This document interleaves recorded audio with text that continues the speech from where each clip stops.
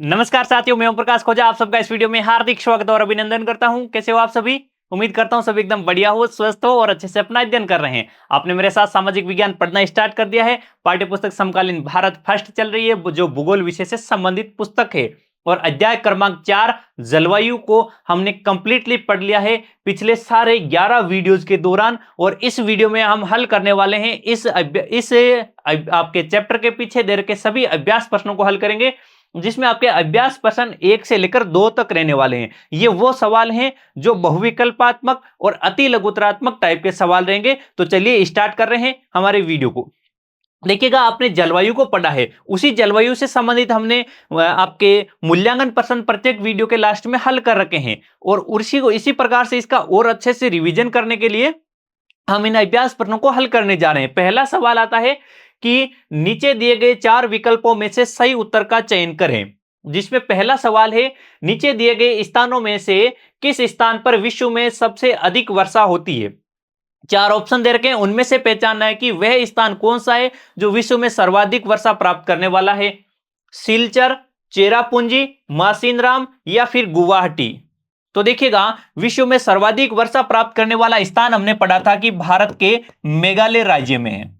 मेघालय में कहां पर है? मेघालय में आपके गारो, खासी, जयंतिया पहाड़ियां हैं। उनमें एक पहाड़ी आती है आपके खासी पहाड़ियां। कौन सी पहाड़ियां आती है भाई? गारो, खासी, जयंतिया में खासी पहाड़ियां हैं। इन खासी पहाड़ियों के दक्षिणी ढलानों में, कहां पर है भाई? इन पहाड़ियों के दक्षिणी ढलान में एक गांव आता है जिसका नाम है मोसिनराम।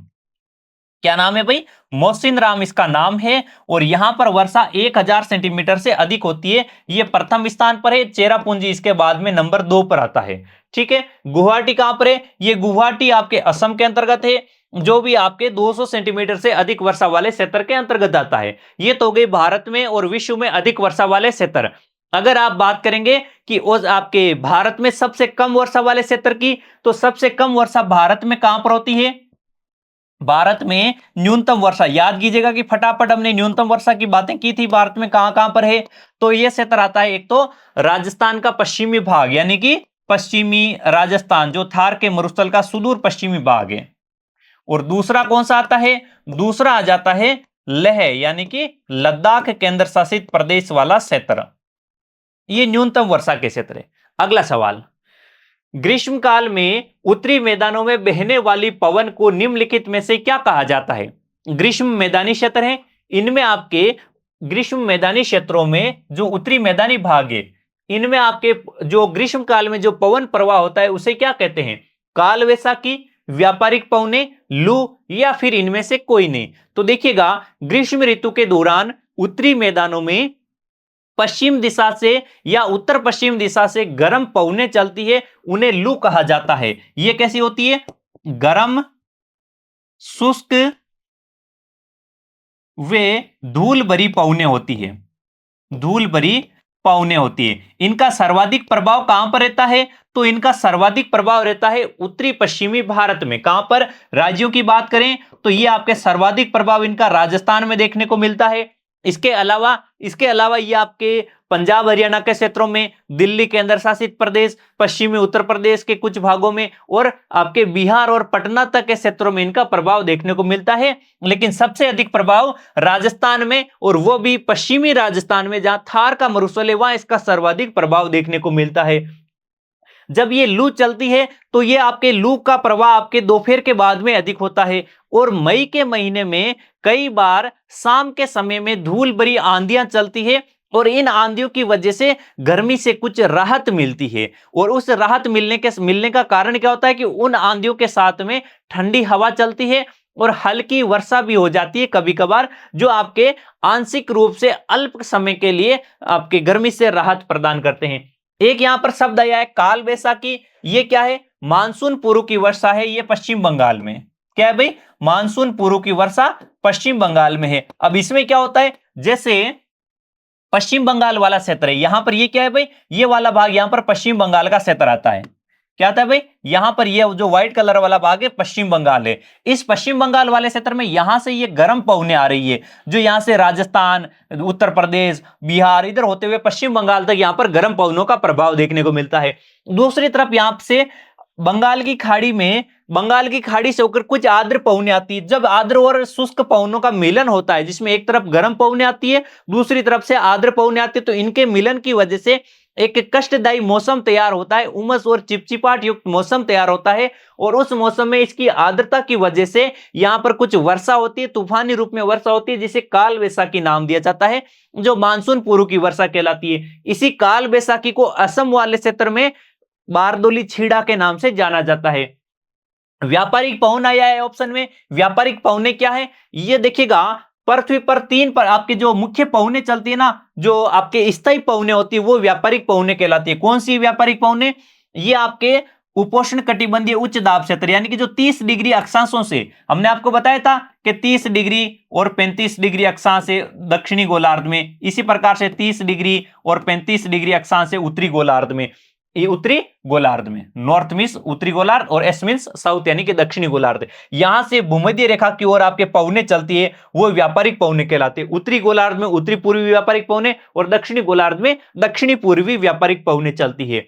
ये आपकी व्यापारिक पवने होती है। इनमें से जो आपकी दक्षिणी पूर्वी व्यापारिक पवने हैं, इन्हीं व्यापारिक पवनों का विस्तारित रूप भारतीय मानसून होता है। जो ये दक्षिणी पूर्वी व्यापारिक पवने भूमध्य रेखा को क्रॉस करती है, भूमध्य रेखा को क्रॉस करती है, और भूमध्य रेखा को क्रॉस करने के बाद में इनकी दिशा दक्षिण पूर्व की बजाय दक्षिण पश्चिम से उत्तर पूर्व दिशा की ओर हो जाती है, दक्षिण पश्चिम से उत्तर पूर्व की ओर चलती है, जिसे हम भारतीय मानसून या दक्षिणी पश्चिमी मानसून के नाम से जानते हैं। ठीक है, तो हमने इन सभी बिंदुओं के आपके सामने व्याख्या प्रस्तुत कर दी। बढ़ते हैं अगले सवाल की ओर। सवाल नंबर 3 है, भारत में मानसून का आगमन निम्नलिखित में से कब होता है। देखिएगा, 4 ऑप्शन दे रखे हैं, इनमें से आपको पहचानना है कि भारत में मानसून का आगमन कब होता है। मई के आरंभ में, जून के आरंभ में, जुलाई के आरंभ में, या फिर अगस्त के आरंभ में। मानसून ऋतु, मानसून का आगमन का मतलब है मानसून ऋतु कब से प्रारंभ होती है। देखिएगा, भारत में हम ऋतु विभाजन की बात करें तो सबसे पहली ऋतु शीत ऋतु आती है, फिर उसके बाद में ग्रीष्म ऋतु आती है, और ग्रीष्म ऋतु के बाद में वर्षा ऋतु आती है, जो कि आपके मानसून ऋतु कहलाती है। शीत ऋतु का समय क्या रहता है, शीत ऋतु जो मध्य नवंबर से लेकर फरवरी तक रहती है। कहां तक रहती है भाई, ये रहती है आपके मध्य नवंबर से फरवरी तक का समय। फिर आपके फरवरी के बाद में मार्च आता है, मार्च से लेकर मई तक का समय ग्रीष्म ऋतु का रहता है, मार्च से मई तक का समय। मई के बाद में कौन सा महीना है, जून। जून से लेकर सितंबर तक आपके, जून से सितंबर तक वर्षा ऋतु रहती है, और सितंबर के बाद में मानसून लौटने लग जाता है। तो राइट आंसर क्या होगा, जून के आरंभ में भारत में मानसून का आगमन होता है। और मानसून आगमन की एग्जैक्ट डेट क्या है भारत के लिए, तो 1 जून के दिन मानसून केरल के मालाबार तट पर आता है। 1 जून को मालाबार तट पर मानसून का आगमन होता है। और मालाबार तट से पहले भारत में कहीं मानसून आता है क्या, हाँ जी बिल्कुल आता है, और वो आता है 25 मई के दिन। कहां पर आता है, 25 मई के दिन मानसून का आगमन होता है अंडमान निकोबार द्वीप समूह पर। अंडमान निकोबार द्वीप समूह पर मानसून का आगमन हो जाता है 25 मई को, और उसके बाद में 1 जून को आ जाता है केरल के मालाबार तट पर। अगला सवाल, निम्नलिखित में से कौन सी भारत की शीत ऋतु की विशेषता है। नीचे 4 विशेषताएं दे रखी है, इसमें से आपको पहचानने की कौन सी विशेषता शीत ऋतु की है। गर्म दिन और गर्म रातें, या फिर गर्म दिन और ठंडी रातें, या आपके ठंडा दिन ठंडी रातें, या फिर ठंडा दिन और गर्म रातें। एकदम सिंपल सवाल है। शीत ऋतु का मतलब है दिन भी ठंडा होगा, रात भी ठंडी होगी, ठंडा दिन होगा और ठंडी रात होगी। अब देखिएगा, आपके एक दिया है गर्म दिन और गर्म रात, ये किसकी विशेषता है, ये विशेषता है ग्रीष्म ऋतु की। किसकी है, ग्रीष्म ऋतु, जिसमें दिन और रात दोनों के दोनों गर्म होते हैं। गर्म दिन और ठंडी रात ये रहती है किसकी, अक्टूबर के महीने में। ये स्थितियां कहां रहती है, अक्टूबर के महीने में। याद आ रहा होगा आपको, हमने बताया था अक्टूबर में ऐसा माहौल रहता है। क्या स्थितियां पैदा होती है, अक्टूबर के महीने में क्या होता है कि मानसून लौटने लग जाता है मैदानी क्षेत्रों से।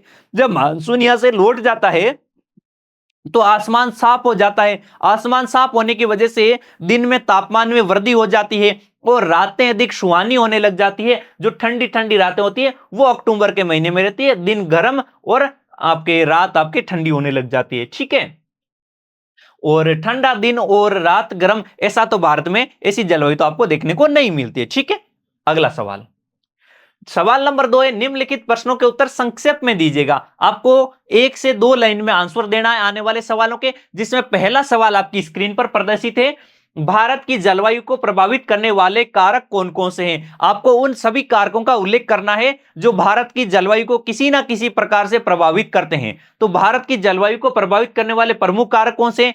देखिएगा, भारत हो या फिर कोई दूसरा देश हो, जलवायु को प्रभावित करने वाले कारकों में सर्व प्रमुख कारक जो काम में लिया आता है सबसे पहले स्थान पर, वो होता है अक्षांश। भारत के लिए अक्षांश किस प्रकार से प्रभावित करते हैं? तो देखिएगा, पृथ्वी पर जो 3 प्रमुख अक्षांश होते हैं, कौन कौन से? 0 डिग्री अक्षांश विषुवत रेखा, 23.5 डिग्री उत्तरी अक्षांश कर्क रेखा, 23.5 डिग्री दक्षिणी अक्षांश मकर रेखा। इनमें से जो कर्क रेखा है वो भारत के बीचों बीच में से गुजरती है, इसलिए भारत का उत्तरी भाग आपके उपोष्ण कटिबंध में आता है और दक्षिणी भाग आपके उष्ण कटिबंध में आता है। फिर आपके यानी कि पूरा भारत 2 अलग अलग जलवायु कटिबंधों के अंतर्गत आता है। फिर दूसरा है ऊंचाई। ऊंचाई भारत को किस प्रकार से प्रभावित करती है? देखिएगा, भारत की बहुत ही अलग विभिन्न प्रकार की स्थलाकृतिक विशेषताएं हैं। जैसे यहां पर आपके सर्वाधिक ऊंचाई वाला हिमालय पर्वत है, कम ऊंचाई वाले हिमालय से कम ऊंचाई वाले भाग में आपके प्रायद्वीपीय पठार और प्रायद्वीपीय पर्वत श्रृंखलाएं हैं। फिर प्रायद्वीप से कम ऊंचे भाग आपके मैदानी क्षेत्र हैं, मरुस्थलीय क्षेत्र हैं, समुद्र तटवर्ती क्षेत्र हैं जो सबसे कम ऊंचाई वाले भाग हैं। तो ये ऊंचाई प्रभावित करती है कि भाई समुद्र तल से जैसे जैसे ऊंचाई बढ़ती जाती है वैसे वैसे आपके तापमान कम होता जाता है। तो तटवर्ती क्षेत्र में जैसे बात करें चेन्नई और तिरुवनंतपुरम की, तो वहां पर आपके तापमान आपके 22 से 25 डिग्री सेल्सियस तक प्राप्त होता है। ठीक है, और उसी समय हम ग्रीष्म शीत ऋतु के समय में 22 से 25 डिग्री, उसी समय हम शीत ऋतु में जाएं हिमालय क्षेत्र में, वहां पर आपके द्रास लद्दाख का द्रास क्षेत्र है, वहां पर तापमान -45 डिग्री प्राप्त होता है।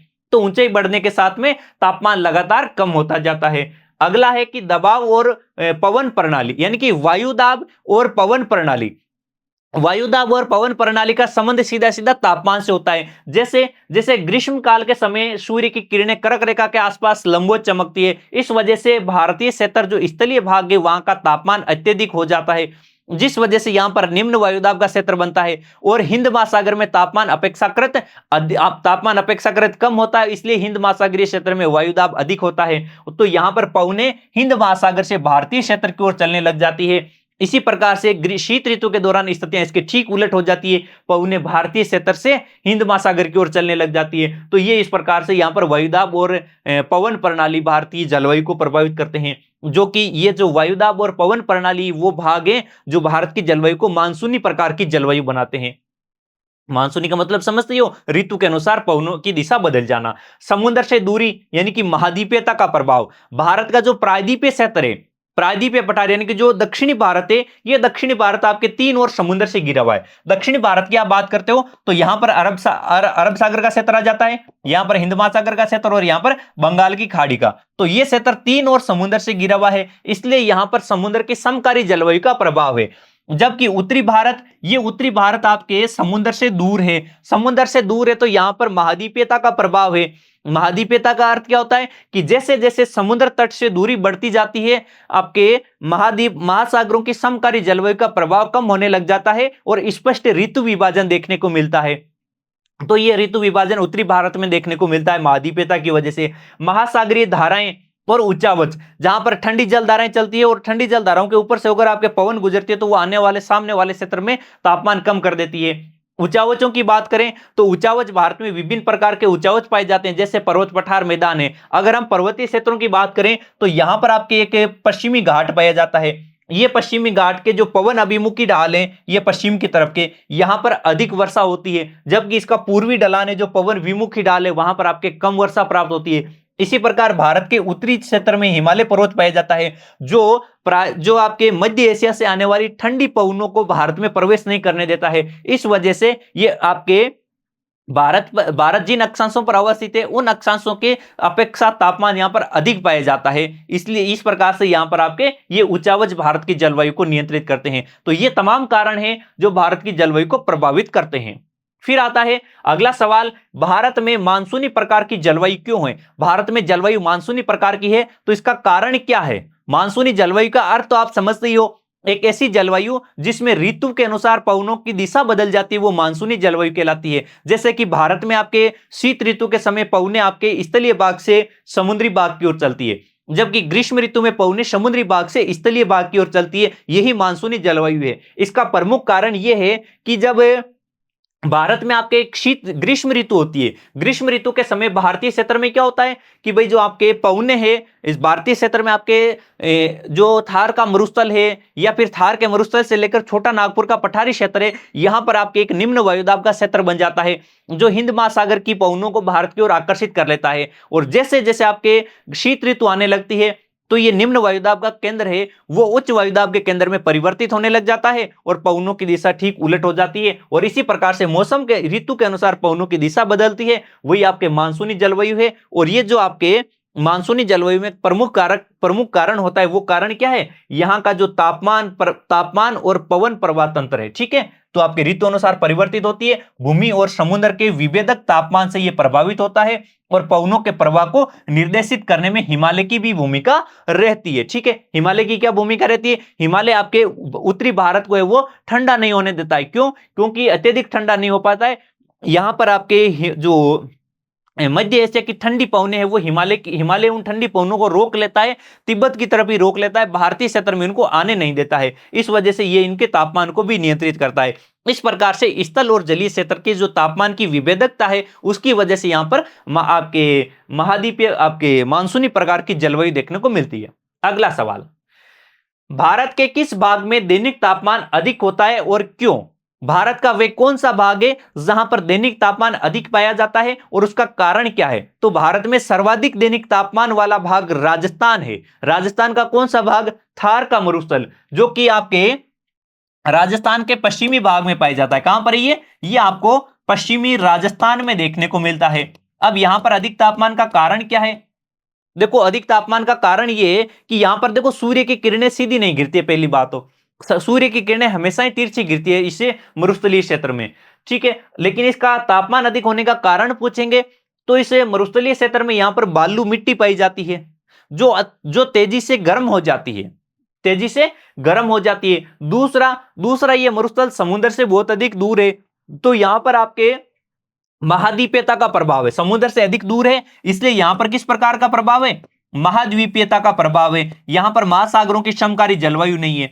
अब महाद्वीपीयता का प्रभाव है तो आपके ग्रीष्म काल के दौरान अधिक गर्म होगा और यहां पर जो बालू रेत पाई जाती है उस रेत की विशेषता है कि वो बहुत जल्दी गर्म हो जाती है, इस वजह से तापमान बढ़ जाता है। और दूसरा आपका कारण देखोगे तो यहां पर नमी की कमी रहती है, शुष्कता बनी हुई है और वनस्पति बिल्कुल नहीं या फिर आपके थोड़ी सी मात्रा में पाई जाती है। इस वजह से इस क्षेत्र का तापमान अधिक हो जाता है और कई बार तापमान इसका 50 डिग्री तक चला जाता है।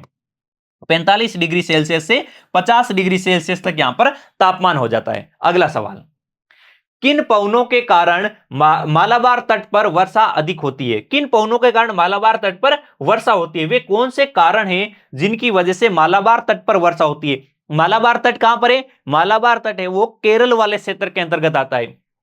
कहां पर आता है? ये जो भारत का राज्य केरल है, ये केरल राज्य है, ये केरल का जो तटीय क्षेत्र है इसे कहा जाता है मालाबार तट। यहां पर आपके वर्षा किन से होती है? दक्षिणी पश्चिमी मानसूनी पवनों से, दक्षिणी पश्चिमी मानसूनी पवनों से यहां पर वर्षा होती है। और यह वर्षा कब होती है? ये आपके 1 जून से प्रारंभ हो जाती है। कभी आपके 2-4 दिन जल्दी आ जाता है, कभी 2-4 दिन देरी से आता है। औसत रूप से इसे 1 जून माना जाता है। ठीक है, अगला सवाल, मानसून को परिभाषित करें और मानसून में विराम से आप क्या समझते हैं? आपको मानसून की परिभाषा लिखनी है और उसके बाद में आपको बताना है कि मानसून में विराम क्या है, ये मानसून के विराम से क्या मतलब होता है। अब मानसून क्या है? तो मानसून देखिएगा एक अरबी भाषा के शब्द मौसम से लिया गया है जिसका अर्थ क्या होता है? जिसका अर्थ है ऋतु के अनुसार पवनों की दिशा में परिवर्तन होना। जैसे जैसे हम भारत में बात करें तो ग्रीष्म ऋतु में पवनें कहां कैसे चलती है? दक्षिण पश्चिम से उत्तर पूर्व की ओर। और शीत ऋतु की बात करेंगे तो पवनें आपके उत्तर पूर्व से दक्षिण पश्चिम दिशा की ओर चलती है। अब मानसून विराम की बात करें तो मानसून विराम का अर्थ है कि जैसे वर्षा ऋतु में आपके मानसून ऋतु जैसे आपके जून से लेकर सितंबर तक वर्षा ऋतु रहती है, इसमें दक्षिण पश्चिमी मानसून सक्रिय रहता है और इससे वर्षा होना प्रारंभ होती है। वर्षा होना प्रारंभ होने के बाद में वर्षा होने के थोड़े दिनों बाद ही 1 से लेकर 2 सप्ताह के बीच में आपके आपके वर्षा रुक जाती है, एक शुष्क समय आ जाता है और उसी शुष्क समय को वर्ष मानसून में विराम या मानसून में ब्रेक कहा जाता है। ये क्या है? वर्षा रहित या बारिश रहित अंतराल की अवधि है जिसमें भारी वर्षा होती है जो मानसून के गर्त को बदलाव से प्रभावित करती है। यानी कि पहले क्या होता है? भारी वर्षा होती है, उसके बाद में मानसून रहित आपके वर्षा रहित एक अंतराल आया जाता है। ठीक है, तो इस प्रकार से ये आपका आ जाता है मानसून ब्रेक या फिर मानसून में विराम। अगला सवाल, मानसून को एक सूत्र में बांधने वाला मानसून को एक सूत्र में बांधने वाला क्यों समझा जाता है? हमने देखो इसे लास्ट ही वीडियो में बात की थी कि मानसून एकता का परिचायक, भारतीय मानसून है वो पूरे भारतवर्ष को एकता में बांधता है। इस जो इसे हम एकता में बांधने वाला क्यों समझते हैं? तो देखिएगा इसका सिंपल सा सार आपके सामने लिखा हुआ है। मैं आपको बता दूं कि जो भारत मानसून है वो एकता का परिचायक कैसे है। देखिएगा संपूर्ण भारत में पूर्व से पश्चिम और उत्तर से दक्षिण तक समस्त भारतीय मानसून का बेसब्री से इंतजार करते हैं। उसका कारण क्या है? मानसून से हमें पेयजल प्राप्त होता है, कृषि में सिंचाई के लिए जलापूर्ति होती है, साथ ही साथ आपके जो ग्रीष्म काल में बढ़ा हुआ तापमान है उस तापमान को नियंत्रित करने का काम भी मानसून के द्वारा ही होता है। फिर यहाँ की जो नदी घाटियां हैं उन नदी घाटियों में इन नदियों में वर्षा जल के माध्यम से पर्याप्त मात्रा में जल प्राप्त होता है जिसकी वजह से बहुत सारी आपके जैसे जल विद्युत परियोजनाएं चल रही हो, सिंचाई परियोजनाएं चल रही हो या पेयजल परियोजनाएं चल रही हो, सभी को इन पानी की आपूर्ति हो जाती है। इस देखिएगा इस मानसून के इर्द गिर्द ही हमारी भारतीय संस्कृति विकसित हुई है। मानसून के इर्द गिर्द ही आपके सभी तीज त्योहार इत्यादि मनाए जाते हैं। तो इस प्रकार से आपके संपूर्ण भारत को ये एकता के सूत्र में बांधने का प्रयास करता है। तो इसी के साथ में इस वीडियो को हम यहीं पर फिनिश करते हैं और इससे आगे के सवाल जो कि आपके चैप्टर के पीछे दे रखे हैं उन सवालों को हम नेक्स्ट वीडियो में हल करेंगे। उम्मीद करता हूं कि ये जितने भी मैंने सवाल हल कराए आपको अच्छे लगे होंगे, समझ में आ गए होंगे और इनको आप अपनी भाषा में लिखने का भी प्रयास करना। हम मिलते हैं नेक्स्ट वीडियो में, तब तक आप सभी का धन्यवाद। हंसते रहें, मुस्कुराते रहें और मस्त रहें। जय हिंद।